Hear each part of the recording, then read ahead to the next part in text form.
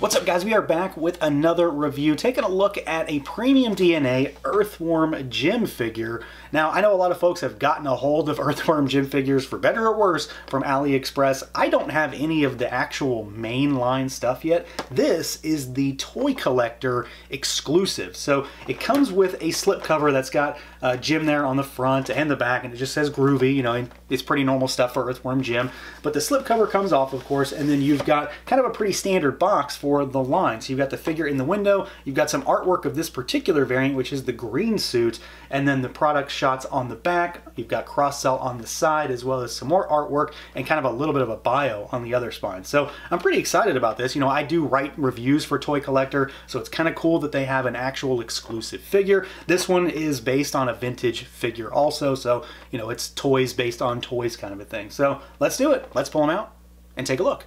And here we go, out of the package, our Earthworm Jim ToyCollectr variant. So again, this is being offered currently to subscribers for ToyCollectr magazine, and it's based on actually a pretty interesting figure from the vintage line. There was a mail-away figure that looked like this. So this is, again, kind of a mail-away variant, but in this new PremiumDNA line, which I thought was a kind of cool way to tie it all together, I suppose. I never had a single Earthworm Jim figure as a kid. I don't even think I owned any of the games. I always played them at someone else's house. So, you know, take that for what it's worth. So let's see what this guy can do, see how he moves, all that good stuff. I am, as of this review, entirely unfamiliar with what these figures are capable of. I have seen some of the prototypes at PowerCon last year. I think I did anyway.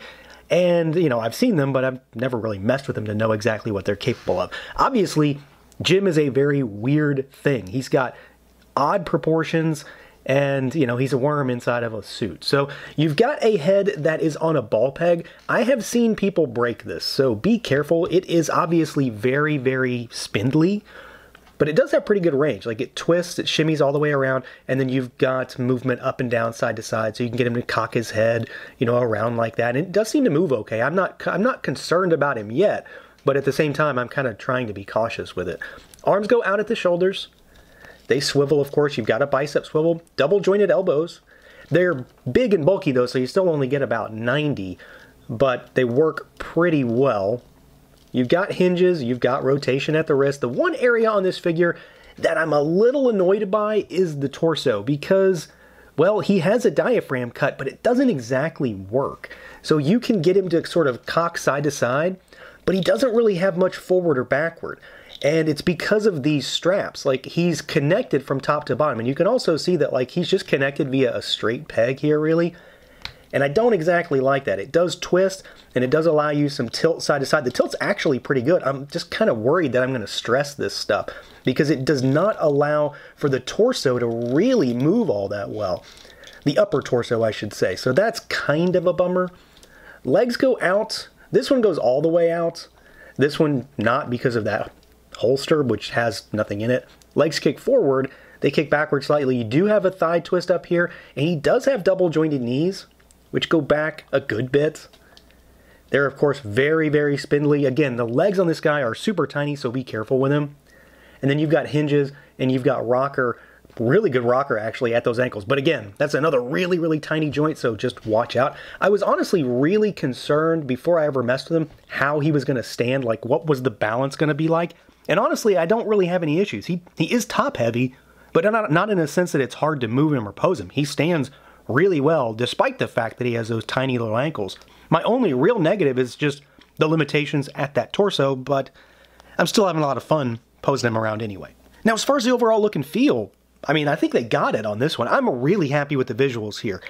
Overwhelmingly, this looks like an Earthworm Jim. It's not the Earthworm Jim that maybe you remember exactly from the video games because of this particular variant, but it damn well looks like him, from the worm to the body, and then of course the sort of similarities to that vintage figure.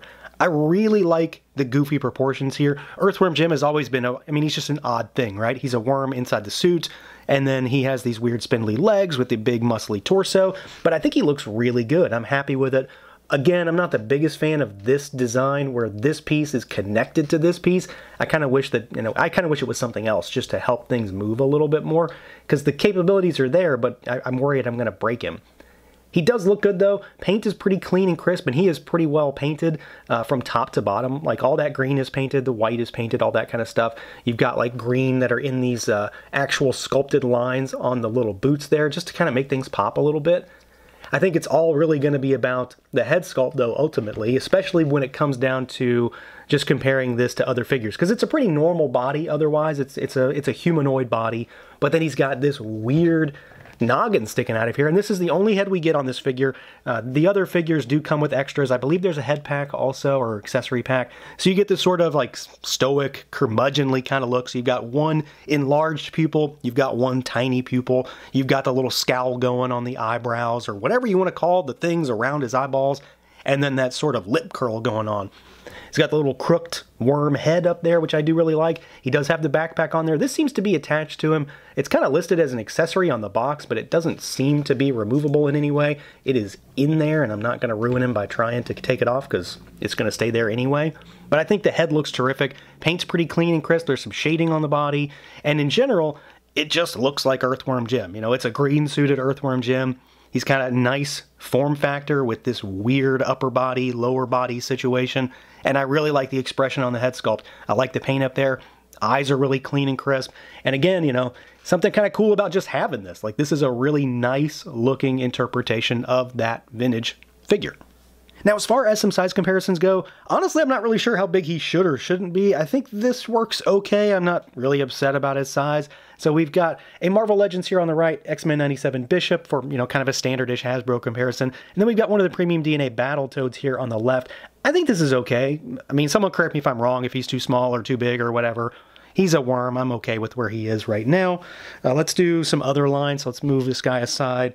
And here, it's handy. Obviously, this is kind of a weird comparison. Another video game figure. There's the Bring Arts Cloud.